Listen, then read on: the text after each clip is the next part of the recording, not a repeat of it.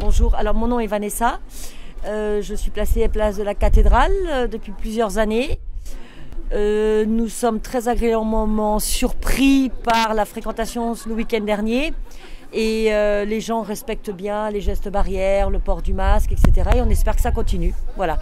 Maintenant, pour la suite, on vit au jour le jour parce qu'on n'est pas à l'abri de plus de cas et de problèmes, mais je reste très optimiste. Je trouve, écoutez, c'est magnifique de voir autant de monde sourire en fait. Les gens sont juste heureux et ça fait juste du bien de voir autant de monde. Surtout le week-end, il y avait énormément de monde. Je crois que j'ai l'impression d'être submergée tellement qu'il y avait du monde et ça fait super longtemps que je n'ai pas vu ça sur Strasbourg.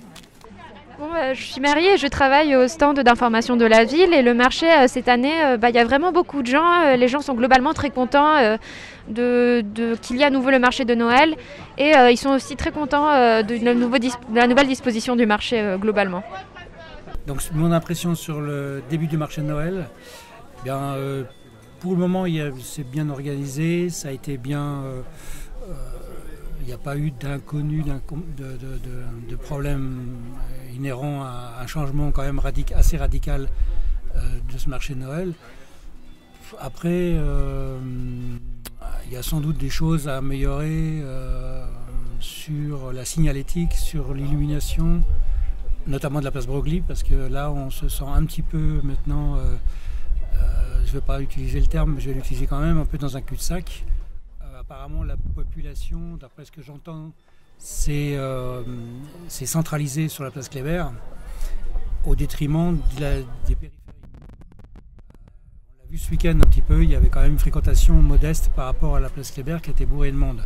Alors je ne sais pas comment on peut remédier à ça, mais c'est sûr que ça a déséquilibré un petit peu les flux qui se concentraient surtout sur deux emplacements principaux, la cathédrale et place Broglie. Donc les gens faisaient les deux, parce que c'est pas facile de venir à place Broglie pour les gens qui ne connaissent pas. Quand ils débarquent à la rue d'Austerlitz, ils arrivent facilement à la cathédrale évidemment. De la cathédrale, il y a ces grandes avenues qui amènent au grand sapin, donc là c'est évident, ils y vont naturellement. Et après pour pousser jusqu'à la place Broglie quand même c'est pas évident. Donc là je pense qu'il y a quelque chose sans doute à trouver, malgré l'animation du soir.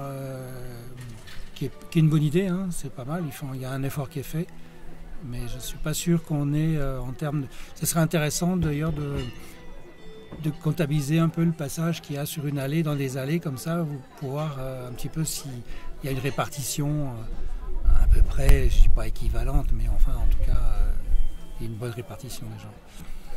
Voilà tout ce que je peux dire. Après on verra à la fin du salon si vraiment... Je pense quand même que les gens qui viennent 2 jours à Strasbourg cherchent et font quand même l'ensemble de la ville, quand même.